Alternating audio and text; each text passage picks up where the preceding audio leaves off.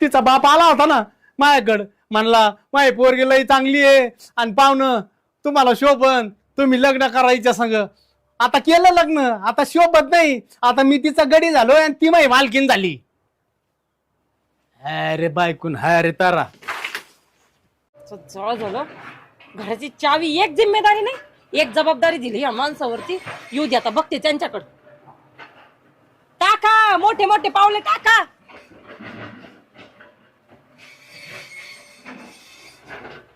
काय झालं? चावी कुठे घराची?